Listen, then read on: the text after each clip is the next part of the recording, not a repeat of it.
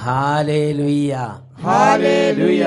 യേശുവേ ആരാധന, യേശുവേ ആരാധന, യേശുവേ ആരാധന, യേശുവേ ആരാധന. ജീവൻ ടിവിയുടെ എല്ലാ പ്രേക്ഷകർക്കും മാറാനാത്ത എന്ന ഈ ദൈവവചന ശുശ്രൂഷയിലേക്ക് യേശു ക്രിസ്തുവിൻ്റെ ധന്യനാമത്തിൽ സ്വാഗതം. Hallelujah, hallelujah. ഈ ഒരു പ്രോഗ്രാം അട്ടപ്പാടിയിലുള്ള താവളം സഹിയോൻ ധ്യാന കേന്ദ്രത്തിൽ നിന്ന് ലോകത്തുള്ള സകല ദൈവമക്കൾക്കും വേണ്ടി പരിശുദ്ധാത്മ പ്രേരണയാൽ ഒരുക്കുന്ന ഒരു ദൈവവചന ശുശ്രൂഷയാണ്. ഈ ശുശ്രൂഷയിൽ പങ്കുചേരുമ്പോൾ യേശു ക്രിസ്തുവിൻ്റെ നാമത്തിൻ്റെ മഹത്വത്തിന് വേണ്ടി പിതാവായ ദൈവം ആത്മാർത്ഥമായി പ്രാർത്ഥിക്കുന്ന മക്കളുടെ മേൽ വലിയ അത്ഭുതങ്ങൾ വർഷിക്കുന്നുണ്ട് എന്നുള്ളത് അനേകരുടെ അനുഭവങ്ങളിൽ നിന്ന് അച്ഛൻ മനസ്സിലാക്കിയിട്ടുണ്ട്. Hallelujah, hallelujah, hallelujah, hallelujah. ഇന്ന് ഈ ശുശ്രൂഷയിൽ പങ്കുചേരുമ്പോൾ നിങ്ങളുടെ കുടുംബങ്ങളിൽ ദൈവത്തിൻ്റെ ഒരു ഇടപെടൽ അതിതീക്ഷ്ണമായി ആഗ്രഹിക്കണം. ഈ സമയത്ത് കുടുംബാംഗങ്ങൾ ആരെങ്കിലും വരാനുണ്ടെങ്കിൽ അവരെയും കൂടെ സ്നേഹപൂർവ്വം വിളിക്കണം. എന്നിട്ട് ഉണർവോടെ എന്തെങ്കിലും ക്ഷീണമൊക്കെ ഉണ്ടെങ്കിൽ മുഖമൊക്കെ കഴുകി ആ സഹോദരിമാർ ശിരസിൽ മുണ്ടിട്ട് പ്രാർത്ഥിക്കാൻ സാധിക്കുന്നവർ ശിരസിലൊക്കെ മുണ്ടിട്ട് ആ കസേരയിലൊക്കെ ശരിക്കും ആലസ്യത്തിൽ ഇരിക്കുന്നവരൊക്കെ നേരെ ഇരുന്ന് ഉണർവോടെ ദൈവരാജ്യത്തിൻ്റെ ശുശ്രൂഷയിൽ പങ്കുചേരുക എന്നൊരു അറിവോടെ ഇരിക്കണം.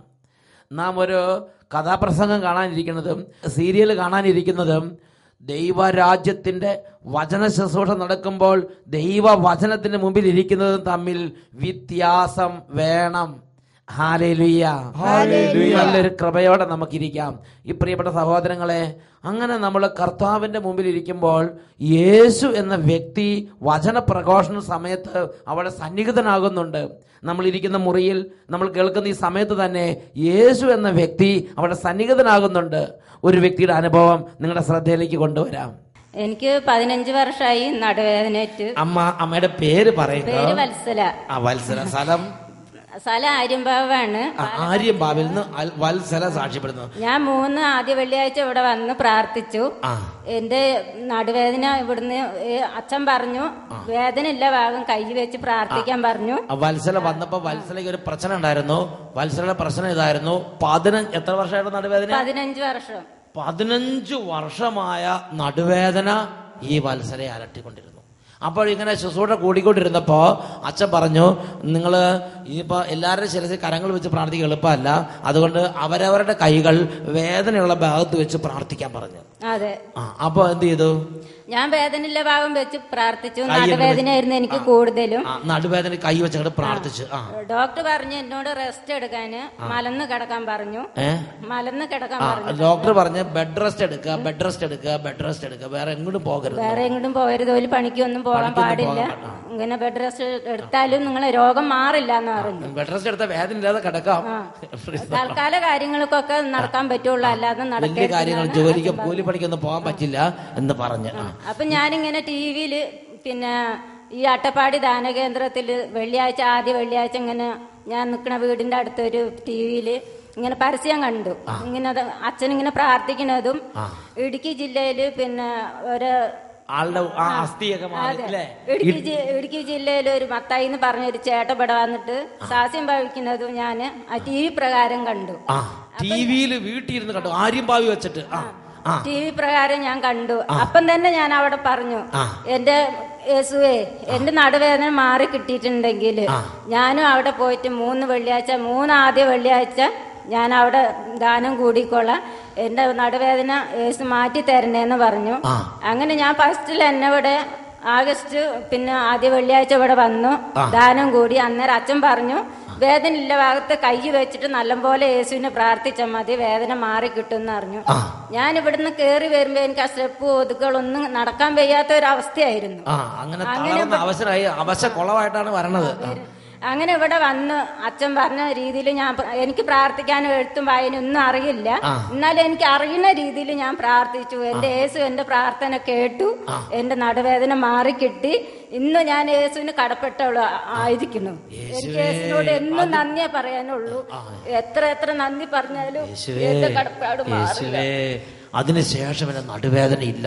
15 വർഷമായി. എത്രയോ വേദന കൊണ്ട് വേദനിച്ച സഹോദരിയായത്. യേശുവെ നല്ല മാതിരി അങ്ങോട്ട് പ്രാർത്ഥിച്ച് യേശുവിനെ വിളിച്ചിട്ട് അപ്പൊ എന്തായി, അന്നേക്കന്ന് ആ ശരീരത്തിൽ യേശു സൗഖ്യം അങ്ങോട്ട് കൊടുത്തു. ഇവിടുന്ന് പോകുമ്പോ തന്നെ എനിക്ക് സുഖമായിട്ട് നടന്നു പോകാൻ എനിക്ക് പറ്റി. ഇങ്ങോട്ട് വന്നപ്പോ അവശ കൊളായി തളർന്ന് കുത്തിയാണ് ഇങ്ങോട്ട് വന്നത്. അങ്ങോട്ട് പോകുമ്പോ നല്ല മാതിരി പോകാം. നല്ല മാതിരി ഞാൻ പോയത്. നല്ലോണം നടന്ന് എന്റെ വേദനയൊക്കെ മാറിയ. മറ്റേത് എനിക്ക് ഇരിക്കാനും പറ്റില്ലായിരുന്നു, നിൽക്കാനും പറ്റില്ല. അങ്ങനത്തെ ഒരു അവസ്ഥയിലാണ് ഞാൻ ഇവിടെ വന്നത്. ഡോക്ടർ അത് ശരിക്കും കണ്ട ഡോക്ടർ പറഞ്ഞത് എപ്പോഴും ബെഡ് റെസ്റ്റ് എടുക്കേണ്ട സ്ഥിതി, അത്രയും തവിട് പൊടിയായ സ്ഥിതിയായിരുന്നു ശരീരത്തിന്റെ സ്ഥിതി. അതങ്ങോട്ട് മാറി കർത്താവ് വീണ്ടും ആരോഗ്യം കൊടുത്തു. വീണ്ടും ആരോഗ്യം തന്നു പറഞ്ഞ യേശുവിനെ ഞാൻ പോകുമ്പോ ഇവിടുന്ന് വീട്ടിലേക്ക് വിളിച്ചു. യേശു എന്റെ കൂടെ എന്റെ വീട്ടിലേക്ക് വരണം. എന്റെ പ്രാർത്ഥന യേശു കേട്ട് എന്റെ അസുഖങ്ങൾ ഇടത്തെ കാല കൂടുതൽ എനിക്ക് ആരോഗ്യക്കുറവ് വന്നത്. ഇടത്തെ കാല് യേശു തന്നെ പറയണോ, യേശു എന്റെ കാല് പൊക്കിയിട്ട് ഇങ്ങോട്ട് ഇട്ട മാതിരി എനിക്ക് തോന്നി. അന്നേരം എന്റെ ഇവിടുന്ന് എല്ലിന്റെ അവിടുന്ന് ഒരു സൗണ്ട് കേട്ടു. ആ സൗണ്ട് കേട്ട് അന്ന് തൊട്ടിട്ട് എനിക്ക് തീരെ വേദന ഇല്ല. ഇടത്തെ കാല് സൗഖ്യം പ്രാപിച്ചു. എനിക്ക് ശരിക്കും പറഞ്ഞാൽ ഇങ്ങനെ ഈ തിരുമണ ആളുകൾ വലിച്ചിടുന്നില്ല, അതേമാതിരി യേശു കാലങ്ങോട്ട് വലിച്ചെടുത്തു. സൗണ്ട് കേട്ടു അല്ലേ? ആ സൗണ്ട് എല്ലിനൊരു പൊട്ടല് പോലെ കേട്ടു. കടയെന്നൊരു സൗണ്ട് കേട്ടു.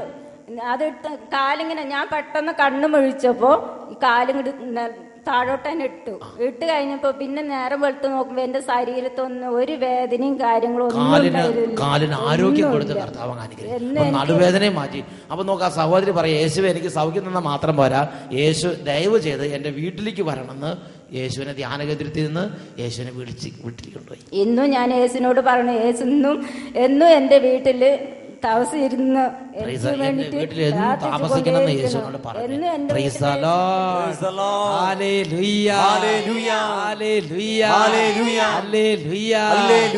പ്രിയപ്പെട്ട സഹോദരങ്ങളെ, കർത്താവായ യേശു ഇന്നലെയും ഇന്നും എന്നും ഒരേ ആൾ തന്നെ. ഹല്ലേലൂയ.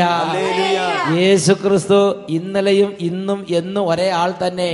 2000 വർഷങ്ങൾക്ക് മുമ്പ് യേശുവിന്റെ അടുത്ത് വന്നിട്ട് പലരും പറഞ്ഞു, യേശുവേ എന്റെ വീട്ടിലേക്ക് വരണം. യേശു അവരുടെ വീട്ടിലേക്ക് പോയി. യേശുവിനോട് പറഞ്ഞു, യേശുവേ എനിക്ക് കണ്ണിന് കാഴ്ചയില്ല, സുഖം തരണം. യേശു അവർക്ക് സുഖം കൊടുത്തു. അതേമാതിരി ഇന്ന് അട്ടപ്പാടിയിൽ ഈശോ പ്രവർത്തിക്കുകയാണ്. ഇന്ന് അട്ടപ്പാടി വരുന്ന ആളുകളോട് ഈശോ അതേമാതിരി ഇഷ്ടത്തോടെ ഇടപെടുകയാണ്. ഈശോയ്ക്ക് സ്നേഹത്തോടെ ഇടപെടുന്ന അനുഭവമാണ് ഈ സഹോദരിക്ക് പറയാനുള്ളത്. Hallelujah, hallelujah. നമുക്ക് എല്ലാവർക്കും എഴുന്നേറ്റ് നിൽക്കാം. എഴുന്നേറ്റ് നിന്ന് പ്രാർത്ഥിക്കുമ്പോൾ നല്ല ഉഷാറോടെ പ്രാർത്ഥിക്കണം. ഇവിടെ അട്ടപ്പാടിയിൽ ഇതാ ടീം നിങ്ങൾക്ക് വേണ്ടി പ്രാർത്ഥിക്കുകയാണ്. ഈ സമയത്ത് രോഗികളായ ആരെങ്കിലും ഉണ്ടെങ്കിൽ ആ രോഗികളുടെ മേൽ യേശുവിന്റെ നാമത്തിൽ കൈകൾ വെച്ച് കുടുംബാംഗങ്ങൾ പ്രാർത്ഥിക്കുന്നു. വലിയൊരു വിടുതൽ കർത്താവ് നൽകുകയാണ്. ഉറക്കെ സ്തുതിക്കുന്നു. ഹല്ലേലൂയ, ഹല്ലേലൂയ, ഹല്ലേലൂയ,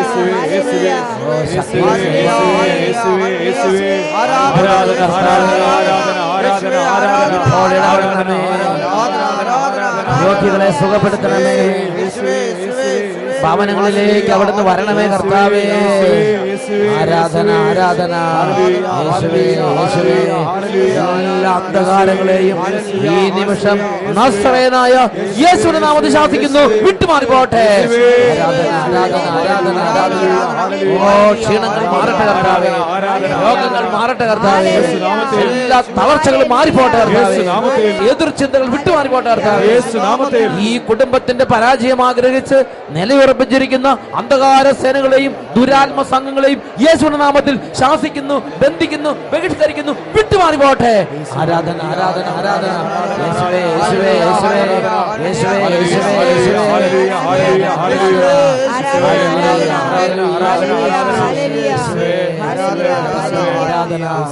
യേശുവേ, യേശുവേ. കർത്താവായ യേശുവേ, ഇന്ന് ഈ ശുശ്രൂഷയിൽ അവിടുന്ന് പേര് ചൊല്ലി ചേർത്ത് വെച്ചിരിക്കുന്ന കുഞ്ഞുങ്ങളെ അനുഗ്രഹിക്കുന്ന കർത്താവേ, ബാലികാ ബാലന്മാരെ അനുഗ്രഹിക്കുന്ന കർത്താവേ, ഇന്ന് കുടുംബങ്ങളിൽ കുട്ടികളെ പ്രത്യേകം അവിടുന്ന് ബ്ലസ് ചെയ്യണമേ. ഇപ്പോൾ അവിടുന്ന് പ്രത്യേകം അനുഗ്രഹിക്കണമേ കർത്താവേ. ഓരോ കുട്ടിയുടെ മേലും പരിശുദ്ധാത്മാവ് നിറയട്ടെ. കഠിന പാപികളുടെ മേൽ ഇപ്പോൾ പരിശുദ്ധാത്മാവിനെ അയക്കണമേ കർത്താവേ. ഒരു മാനസാന്തരത്തിന് കൃപ നൽകണമേ. ഓ പാപത്തെക്കുറിച്ച് തിരിച്ചറിവ് നൽകുന്ന ആത്മാവേ ഇപ്പോൾ പ്രവർത്തിക്കണമേ. ഈ കുടുംബങ്ങളെല്ലാം പരിശുദ്ധാത്മാവെ അങ്ങയുടെ ഇടപെടലിന് വേണ്ടി സമർപ്പിക്കുന്നു. Hallelujah, hallelujah, hallelujah. ആരാധന, ആരാധന, ആരാധന. യേശുവേ ആരാധന, ആരാധന. യേശുവേ ആരാധന, യേശുവേ ആരാധന. Praise the Lord. Praise the Lord. Hallelujah. Hallelujah. Hallelujah. Hallelujah. പ്രിയപ്പെട്ട സഹോദരങ്ങളെ, നമ്മുടെ ദൈവം നമ്മളെല്ലാവരെയും ദൈവരാജ്യത്തിന്റെ രഹസ്യങ്ങളെ സ്വീകരിക്കാൻ വേണ്ടി ഒരുമിച്ച് കൂട്ടിയിരിക്കുകയാണ്. നമുക്ക് സന്തോഷത്തോടെ ഇരുന്ന് നല്ല ഉണർവോടെ ദൈവരാജ്യത്തിന്റെ രഹസ്യങ്ങളെ നമുക്ക് സ്വീകരിക്കാം. ഉറക്കെ പറയാം, ഹല്ലേലൂയ, ഹല്ലേലൂയ, ഹല്ലേലൂയ, ഹല്ലേലൂയ. ഇന്ന് നമ്മൾ ചിന്തിക്കുന്നത് വിശുദ്ധ ലിഖിതങ്ങൾ എന്റെ നിത്യരക്ഷയ്ക്ക് ആവശ്യമാണ്. Hallelujah, hallelujah. വിശുദ്ധ ലിഖിതങ്ങൾ എന്റെ നിത്യരക്ഷയ്ക്ക് ആവശ്യമാണ്. Price the lord. Praise the Lord. ഇതിനെക്കുറിച്ചുള്ള ഒരു വെളിപ്പെടുത്തൽ നാം കാണുന്നത് വിശുദ്ധ പത്രോസിലേക്ക് എഴുതിയ 2-ാം ലേഖനത്തിലെ 1-ാമത്തെ അധ്യായത്തിൽ 19-ാമത്തെ തിരുലിഖിതത്തിലാണ്.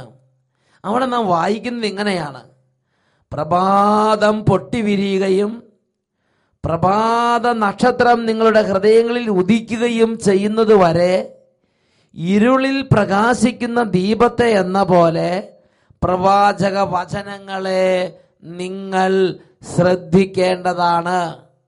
Hallelujah, hallelujah, hallelujah, hallelujah. അപ്പോൾ ദൈവത്തിന്റെ വചനം, വിശുദ്ധ ലിഖിതങ്ങൾ, അത് ഞാനും നിങ്ങളും നമ്മുടെ ഈ ജീവിതകാലത്ത് ധാരാളമായി കേൾക്കണം, ധാരാളമായി വായിക്കണം, ധാരാളമായി അത് ഹൃദ്യസ്ഥമാക്കണം. Praise the lord. Praise the lord. ഉറക്കെ പറ, ഹല്ലേലൂയ, ഹല്ലേലൂയ. അപ്പോൾ ദൈവത്തിന്റെ വചനം അത് കേൾക്കണം, അത് കണ്ണുകൾ കൊണ്ട് നോക്കി വായിക്കണം, അത് ഹൃദയം കൊണ്ട് അത് ഗ്രഹിക്കണം, മനസ്സിലാക്കണം, ഹൃദയത്തിൽ അത് കാണാതെ പഠിച്ച് അത് ഉരുവിടണം. ഇത് നമ്മളൊരു അടിവരയിട്ട് സൂക്ഷിക്കേണ്ട ഒരു നിർദ്ദേശമാണ്. Price the lord. Praise the Lord. ഇന്ന് ദൈവത്തിന്റെ ആത്മാവ് പറയുകയാണ്, വിശുദ്ധ ലിഖിതങ്ങൾ വായിച്ചാൽ മാത്രം പോരാ, വിശുദ്ധ ലിഖിതങ്ങൾ കേട്ടാൽ മാത്രം പോരാ, വിശുദ്ധ ലിഖിതങ്ങൾ കാണാതെ പഠിച്ചാൽ മാത്രം പോരാ, ബൈബിൾ വീട്ടിൽ വാങ്ങിച്ചു വെച്ചാൽ മാത്രം പോരാ. ഞാനും നിങ്ങളും സകല മർത്യരും ചെയ്യേണ്ട മറ്റൊരു കാര്യം കൂടി ഇതാ ദൈവത്തിന്റെ വചനം നമുക്ക് നിർദ്ദേശം തരുന്നുണ്ട്. അത് ദൈവവചനങ്ങൾ നാം വ്യാഖ്യാനിച്ച് കേൾക്കണം. ആരെങ്കിലും നമുക്ക് വേണ്ടി ദൈവത്തിന്റെ വചനങ്ങൾ വ്യാഖ്യാനിച്ച് തരണം. Price the lord. Praise the Lord. Hallelujah, hallelujah, hallelujah, hallelujah. ഈ വിശ്വാസ വർഷത്തിൽ പ്രിയപ്പെട്ട സഹോദരങ്ങളെ, നമ്മുടെ വിശ്വാസ വർധനവിന് വേണ്ടി ദൈവം ഒരുക്കുന്ന ഒരു വലിയ ദൈവ കൃപയുടെ വഴിയാണ് ദൈവവചനങ്ങൾ വ്യാഖ്യാനിച്ച് കേൾക്കപ്പെടാൻ അവസരമൊരുക്കുക എന്നുള്ളത്. Price the lord. Praise the Lord. അപ്പോസ്തല പ്രവർത്തനത്തിലേക്ക് നമുക്ക് പോകാം. അപ്പോസ്തല പ്രവർത്തനത്തിൽ 8-ാമത്തെ അധ്യായത്തിൽ ഒരു രംഗം നമുക്ക് കാണുവാൻ സാധിക്കും. അവിടെ എത്യോപ്യ രാജ്ഞിയുടെ ഭണ്ഡാര വിചാരിപ്പുകാരൻ ജെറൂസലേം ദേവാലയത്തിൽ പോയി ദൈവത്തെ ആരാധിച്ച് അതിനുശേഷം സമാധാനത്തോടെ രഥത്തിൽ വിശുദ്ധ വചനങ്ങൾ വായിച്ചുകൊണ്ട്, വിശുദ്ധ ലിഖിതങ്ങൾ വായിച്ചുകൊണ്ട് എത്യോപ്യ രാജ്യത്തേക്ക് പോവുകയാണ്. നോക്കുക, ഈ മനുഷ്യന്റെ പ്രത്യേകത എന്താണ്? അവൻ ദൈവഭയമുള്ളവനാണ്, ദൈവഭക്തിയുള്ളവനാണ്. അതുകൊണ്ടാണ് എത്യോപ്യയിൽ നിന്ന് ഇസ്രായേലിൽ വന്ന് ഈ ജെറൂസലേമിൽ ആരാധന നടത്താൻ ഇടവന്നത്. രണ്ടാമത്തെ അതിന്റെ പ്രത്യേകത എന്താണ്? അവൻ ദൈവത്തെ ആരാധിക്കുന്ന പൈതലാണ്. അവൻ ദേവാലയത്തിൽ പോയി ദൈവത്തെ ആരാധിച്ചു, ഒരുപാട് പ്രാർത്ഥിച്ച് കൃപ കൊണ്ട് നിറഞ്ഞ് ഇതാ മടങ്ങി പോവുകയാണ്. മൂന്നാമത്തെ പ്രത്യേകത എന്താണ്? അവൻ ധാരാളമായി ബൈബിൾ വായിക്കും, വിശുദ്ധ ലിഖിതങ്ങൾ അവൻ പാരായണം ചെയ്യുന്നുണ്ട്. അവൻ അപ്പോഴും വണ്ടിയിൽ ഇരിക്കുമ്പോഴും ബൈബിൾ വായിച്ചു കൊണ്ടിരിക്കുകയാണ്. Price the Lord. പണ്ടത്തെ റോഡ് ഇന്നത്തെ റോഡ് പോലെയാന്ന് വിചാരിക്കരുത്. ആ കരിങ്കല്ല് ഇങ്ങനെ പതിച്ചിട്ടുണ്ടാവുള്ളൂ, അതിന് മുകളിൽ രഥമാണ്. ഇന്നത്തെ ടയറുള്ള വണ്ടിയൊന്നുമല്ല. ആ രഥത്തിൽ കൂടെ ചാടി മറിഞ്ഞാണ് രഥം പോയിക്കൊണ്ടിരിക്കുന്നത്. അപ്പോൾ എങ്ങനെ ഇത് വായിക്കാൻ പറ്റും? ഇന്ന് തന്നെ നല്ല റോഡിൽ കൂടെ ആണെങ്കിലും കുണ്ടും കുഴി ഉണ്ടെങ്കിൽ ഈ ടയറുള്ള കാലത്ത് പോലും നമുക്ക് ശരിക്കും ഡിസ്റ്റർബൻസ് ഉണ്ടെങ്കിൽ വായിക്കാൻ ബുദ്ധിമുട്ടുണ്ട്. അപ്പോൾ ആ കുണ്ടും കുഴിയുള്ള ആ കരിപ്പാറക്കെട്ടുകളുടെ മുകളിൽ കൂടെയൊക്കെ അല്ലെങ്കിൽ പാറക്കല്ല് വിരിച്ച ആ റോട്ടിൽ കൂടെയൊക്കെ രഥത്തിന്റെ ആ വലിയ കടകട ചക്രമൊക്കെ ആയിട്ട് പോകുമ്പം ഭയങ്കര കുലുക്കവും ചാട്ടവും മറിച്ചിലുണ്ടാവും.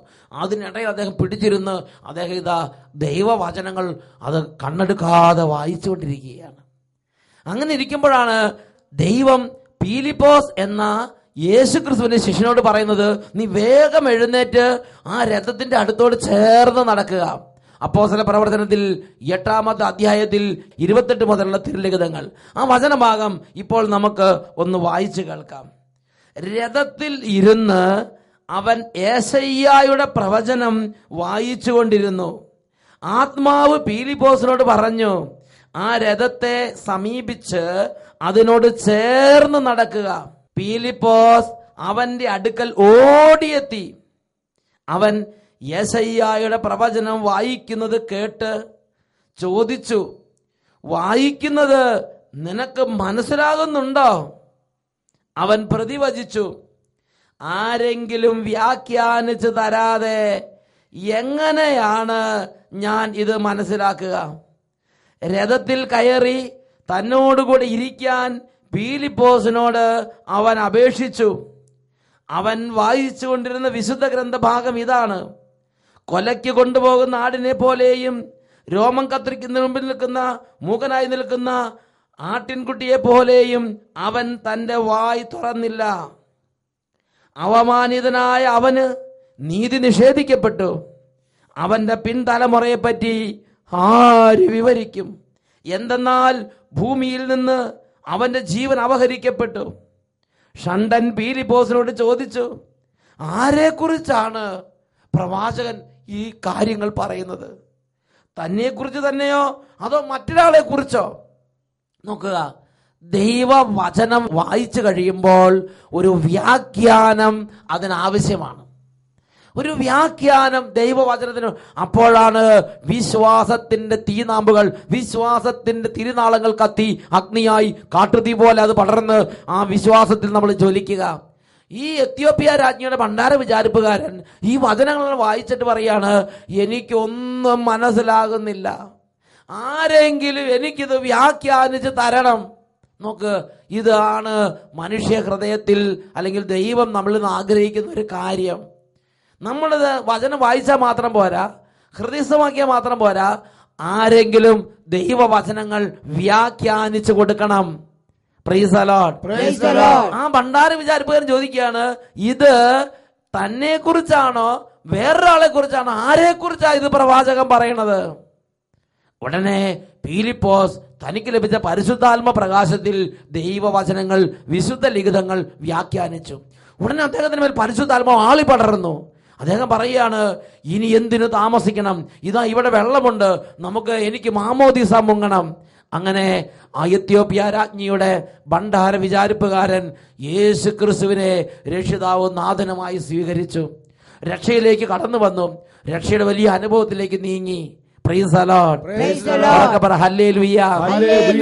സഹോദരന്മാരെ, സഹോദരിമാരെ, കുട്ടികളെ, ഞാൻ നിങ്ങളോട് ചോദിക്കട്ടെ, ഈ പീലിപ്പോസ് അന്ന് ആ രഥത്തിന്റെ അരികിൽ കൂടെ നടക്കുകയും ആ രഥത്തിൽ കയറി ആ വചനങ്ങൾ വ്യാഖ്യാനിച്ചു കൊടുക്കുകയും ചെയ്തില്ലായിരുന്നെങ്കിൽ ഈ എത്യോപ്യ രാജ്ഞിയുടെ ഭണ്ഡാര വിചാരിപ്പുകാരിൽ ഈ ആത്മാവിന്റെ അഭിഷേകം പ്രവർത്തിക്കുമോ? ഈ മാമോദിസ നടക്കുമോ? രക്ഷയുടെ അനുഭവം ഉണ്ടാകുമോ? കുടുംബത്തിലേക്ക് രക്ഷ കടന്നു ചെല്ലുമോ? നോക്കുക, ദൈവവചനങ്ങൾ, വിശുദ്ധ ലിഖിതങ്ങൾ ആരെങ്കിലും നമുക്കായി വ്യാഖ്യാനിച്ചു തരണം. Price the Lord. ഹല്ലേലൂയ. അപ്പോൾ വിശുദ്ധ ലിഖിതങ്ങളെ കുറിച്ച് അല്ലെങ്കിൽ വിശുദ്ധ ലിഖിതങ്ങൾ ഒരു വിശ്വാസമായി മാറാൻ, വിശുദ്ധ ലിഖിതങ്ങൾ ഒരു അനുഭവമായി മാറാൻ, വിശുദ്ധ ലിഖിതം ഒരു ദൈവാഭിഷേകമായി മാറാൻ ബൈബിൾ നമുക്ക് നൽകുന്ന ഒന്നാമത്തെ നിർദ്ദേശമാണ്, അത് ആരെങ്കിലും വ്യാഖ്യാനിച്ച് നൽകണം. Price the Lord. Praise the Lord. അങ്ങനെ ഒരു ദൈവരാജ്യത്തിന്റെ ശിഷ്യൻ ഈ ബൈബിൾ വചനങ്ങൾ വ്യാഖ്യാനിക്കുമ്പോൾ ഇതാ അപ്പോസ്തല പ്രവർത്തനം 16-ാം അധ്യായത്തിൽ 14-ാം തിരുലിഖിതം പൗലോസ് ശ്ലീഹ ദൈവവചനങ്ങൾ ഒരു കൂട്ടായ്മയ്ക്ക് വേണ്ടി വ്യാഖ്യാനിക്കുകയാണ്. അപ്പോൾ തിയത്തീറ പട്ടണത്തിൽ നിന്നുള്ള പട്ടുവിൽപ്പനക്കാരിയായ ലിദിയ അവരെ ഉണ്ടായിരുന്നു. എന്താണ് അവിടെ സംഭവിച്ചത്? അപ്പോസ്തല പ്രവർത്തനം 16-14. ഞങ്ങൾ അവിടെ ഇരുന്ന് സംസാരിച്ചു. ഞങ്ങളുടെ വാക്കുകൾ കേട്ടവരുടെ കൂട്ടത്തിൽ തിയത്തീറ പട്ടണത്തിൽ നിന്ന് വന്ന പട്ടുവിൽപ്പനക്കാരിയും ദൈവഭക്തയുമായ ലിദിയ എന്ന സ്ത്രീ ഉണ്ടായിരുന്നു. പൗലോസ് പറഞ്ഞ കാര്യങ്ങൾ സ്വീകരിക്കാൻ കർത്താവ് അവളുടെ ഹൃദയം തുറന്നു. കുടുംബസമേതം ജ്ഞാനസ്നാനം സ്വീകരിച്ച അവൾ ഞങ്ങളോട് പറഞ്ഞു, കർത്താവിൽ വിശ്വസിക്കുന്നവളായി എന്നെ നിങ്ങൾ ഗണിക്കണം. ദൈവവചനങ്ങൾ വ്യാഖ്യാനിച്ചു കൊടുത്തപ്പോൾ അവിടെ ദൈവരാജ്യത്തിന്റെ ശിഷ്യനായ പൗലോസ് ലീഗ പ്രവർത്തിക്കുന്നതോട് കൂടെ സ്വർഗത്തിലെ യേശുവും അവിടെ പ്രവർത്തിക്കുകയാണ്. ബൈബിൾ പഠിപ്പിക്കുകയാണ്, പൗലോസ് പറഞ്ഞ കാര്യങ്ങൾ ഗ്രഹിക്കാൻ തക്കവിധം കർത്താവ് അവളുടെ ഹൃദയം തുറന്നു. ദൈവവചനം എന്ന് പറയണത് അതൊരു എന്തെങ്കിലും ഒരു ചെറിയൊരു പുസ്തകം പോലെയല്ല. അവിടെ അത് വായിക്കുന്ന ആള് പ്രവർത്തിക്കുന്നു, കേൾക്കുന്ന ആള് പ്രവർത്തിക്കുന്നു, ദൈവരാജ്യത്തിന്റെ ശിഷ്യന്മാർ പ്രവർത്തിക്കുന്നു, അവിടെ കർത്താവ് പ്രവർത്തിക്കുന്നു, അവിടെ പരിശുദ്ധാത്മാവ് പ്രവർത്തിക്കുന്നു. ഇങ്ങനെ വലിയ ഒരു സംഗമ നിമിഷമാണ്, സംഗമ മുഹൂർത്തമാണ് വചന വ്യാഖ്യാനങ്ങൾ നടന്നുകൊണ്ടിരിക്കുന്ന സമയം. Praise the Lord. Praise the Lord. Hallelujah. Hallelujah. Hallelujah. Hallelujah. പ്രിയപ്പെട്ട സഹോദരങ്ങളെ, ഇത് നമ്മുടെ കർത്താവിന്റെ സഭയിലെ ഒരു രീതിയാണ്. ഇതാണ് കർത്താവ് വചനത്തിലൂടെ നമ്മളോട് ആവശ്യപ്പെട്ടിരിക്കുന്നത്. ഹല്ലേലൂയ. Hallelujah. റോമാ ലേഖനത്തിൽ 10-ാം അധ്യായത്തിൽ 14 മുതലുള്ള തിരുലിഖിതങ്ങൾ ഇങ്ങനെയാണ് വചനം അവിടെ ഒരു വെളിപാട് നമുക്ക് നൽകുന്നത്. എന്നാൽ തങ്ങൾ വിശ്വസിച്ചിട്ടില്ലാത്ത ഒരുവനെ അവർ എങ്ങനെ വിളിച്ചപേക്ഷിക്കും? ഒരിക്കലും കേട്ടിട്ടില്ലാത്തവനിൽ എങ്ങനെ വിശ്വസിക്കും? പ്രസംഗകനില്ലാതെ എങ്ങനെ കേൾക്കും? അയക്കപ്പെടുന്നില്ലെങ്കിൽ എങ്ങനെ പ്രസംഗിക്കും? സുവിശേഷം പ്രസംഗിക്കുന്നവരുടെ പാദങ്ങൾ എത്ര സുന്ദരം എന്നാണല്ലോ എഴുതപ്പെട്ടിരിക്കുന്നത്. എന്നാൽ എല്ലാവരും സുവിശേഷം അനുസരിച്ചില്ല. കർത്താവേ, ഞങ്ങളുടെ സന്ദേശം കേട്ടിട്ട് വിശ്വസിച്ചവൻ ആരാണ് എന്ന് യേശയ്യ ചോദിക്കുന്നുണ്ടല്ലോ. ആകയാൽ വിശ്വാസം കേൾവിയിൽ നിന്നും, കേൾവി ക്രിസ്തുവിനെ കുറിച്ചുള്ള പ്രസംഗത്തിൽ നിന്നും അത്രേ. Price the Lord. Praise the Lord. എന്താ ക്രിസ്തുവിനെ കുറിച്ചുള്ള പ്രസംഗം എന്ന് പറയുന്നത്? ദൈവവചനങ്ങളുടെ വ്യാഖ്യാനം തന്നെ. അപ്പോൾ ദൈവവചനം പ്രസംഗിക്കപ്പെടണം, ദൈവവചനം വ്യാഖ്യാനിക്കുന്നത് കേൾക്കണം. അപ്പോൾ കർത്താവ് നമ്മുടെ ഹൃദയത്തിൽ പ്രവർത്തിക്കുന്ന സമയമാണ്. ഹല്ലേലൂയ. ഹല്ലേലൂയ. ഈ വിശ്വാസ വർഷത്തിൽ ഇത് വിശ്വാസ വർഷമാണ്. വിശ്വാസം വർദ്ധിക്കാൻ കർത്താവ് നമുക്ക് നൽകുന്ന നിർദ്ദേശമാണ് വചന പ്രഘോഷണങ്ങൾ നടക്കണം, വചനങ്ങൾ പ്രസംഗിക്കപ്പെടണം, വ്യാഖ്യാനിക്കപ്പെടണം, അത് നാം കേൾക്കണം. അപ്പോൾ കർത്താവ് നമ്മുടെ ഉള്ളിൽ പ്രവർത്തിക്കണം. അങ്ങനെ വിശ്വാസത്തിന്റെ അഭിഷേകം കർത്താവിന്റെ സ്പർശനത്താൽ അത് നാളമായി കടുതിയായി ആളി പടരണം. ഹല്ലേലൂയ. ഹല്ലേലൂയ. ഹല്ലേലൂയ. ഹല്ലേലൂയ. ഈ നിമിഷങ്ങളിൽ എഴുന്നേറ്റ് നമുക്ക് പ്രാർത്ഥിക്കാം. ഈ ടിവിയിലൂടെ വചന പ്രഘോഷണം കേൾക്കുമ്പോൾ നിങ്ങൾ നിസ്സാരമായ ഒരു കാര്യത്തിലല്ല പങ്കുചേരുന്നത്. നിത്യരക്ഷയുടെ വിശ്വാസം കർത്താവ് വിതയ്ക്കുന്ന സമയമാണിത്. മകനെ, മകളെ, ഇത് കേൾക്കുമ്പോൾ നിന്നെക്കുറിച്ച് കർത്താവ് സന്തോഷിക്കുന്നുണ്ട്. ഇത് നീ കേട്ടുകൊണ്ടിരിക്കുന്ന ഈ കാര്യം കാണുമ്പോൾ സ്വർഗം നിന്നെക്കുറിച്ച് തുടിച്ച് നിന്നെക്കുറിച്ച് സന്തോഷിക്കുകയാണ്. രണ്ട് കരങ്ങൾ ഉയർത്തി ഉറക്കെ സ്തുതിക്കാം. ഹല്ലേലൂയ. ഹല്ലേലൂയ. ഹല്ലേലൂയ. ഓ ദൈവമേ, ദൈവവചനങ്ങൾ വ്യാഖ്യാനിക്കുന്നത് കേൾക്കാൻ ഈ മക്കളുടെ കാതുകൾക്കായി നീ അഭിഷേകം തന്നത്. ഈ വചന വ്യാഖ്യാനങ്ങൾ നടന്നുകൊണ്ടിരിക്കുമ്പോൾ ഹൃദയങ്ങളെ അഭിഷേകം ചെയ്ത കർത്താവേ, വിശ്വാസ ദാനമായി നൽകുന്ന കർത്താവേ, ആരാധന ആരാധന ആരാധന.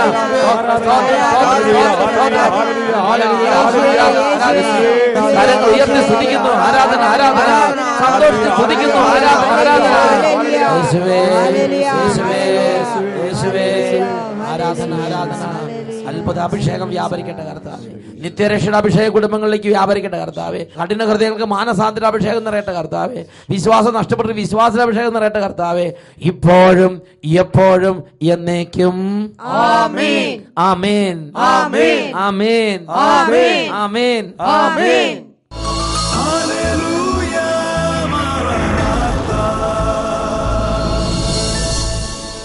Come, Lord Jesus.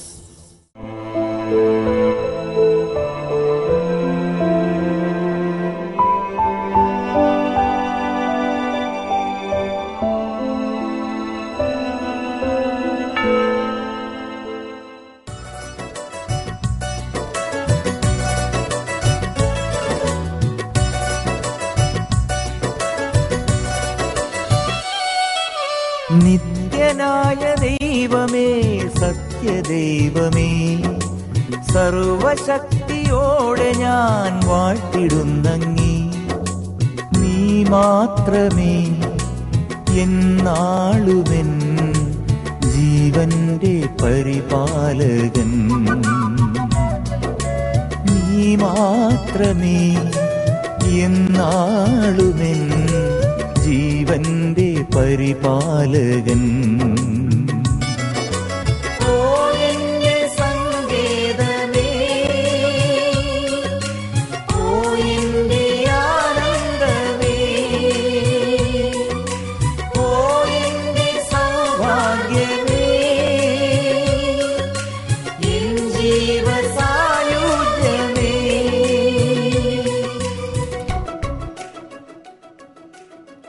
Hallelujah. Hallelujah. ഈ നിമിഷങ്ങളിൽ രണ്ട് കരങ്ങൾ ഉയർത്തി ഒരുമിച്ച് നമുക്ക് യേശുവിനെ നാമം വിളിക്കാം. യേശുവിനെ നാമം വിളിക്കുന്ന എല്ലാ സ്ഥലങ്ങളിലും സാത്താനും തകർച്ചകളും രോഗങ്ങളും അന്ധകാരങ്ങളും പൊട്ടിയമർന്ന് വീഴുന്നു. വലിയ സൗഖ്യങ്ങളും അനുഗ്രഹങ്ങളും സന്തോഷവും സമാധാനവും ആ ദേശങ്ങളിലേക്ക് നിറയുന്നു. കരങ്ങൾ ഉയർത്തി യേശുവിനെ വിളിക്കട്ടെ. യേശുവേ യേശുവേ യേശുവേ യേശുവേ യേശുവേ യേശുവേ യേശുവേ യേശുവേ യേശുവേ യേശുവേ യേശുവേ യേശുവേ യേശുവേ. എല്ലാവരും യേശുവിനെ നാമം വിളിക്കുന്നു, കരങ്ങൾ ഉയർത്തി വിളിക്കുന്നു. കുടുംബങ്ങൾ അന്ധകാരങ്ങൾ തകരട്ടെ, മാരക വ്യാധികളെ ബന്ധിക്കുന്നു, കുടുംബ കലഹങ്ങളെ ബന്ധിക്കുന്നു, പൈശാചിക പീഡകളെ ബന്ധിക്കുന്നു, അന്ധകാര ശക്തികൾ അമരട്ടെ. ആരാധന ആരാധന ആരാധന.